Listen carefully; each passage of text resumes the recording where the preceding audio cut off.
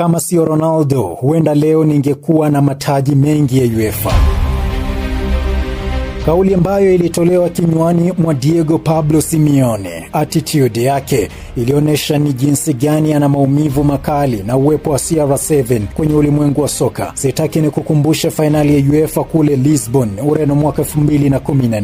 Ni a night to remember kwa Real Madrid fans, but ni unforgettable night kwa ATM fans na career nzima ya El Cholo. Football imempa heshima El Cholo kama moja ya makocha bora, imempa mataji na ndio ilimliza kilio cha kwikwi kwenye fainali ya UEFA 2014 na 2016 licha ya ubishi wake. Kwenye vilabu vya kumbukumbu zangu unasomeka kama shujaa, mthubutu, jeuri na mwenye msimamo. Uliweza kushinda mioyo ya wachezaji wako kabla ya kuingiza mbinu zako. Ndiyo maana kila aliyepita Atletico Madrid siku zote ni askari huko aendako. Ilibidi Ronaldo afurahie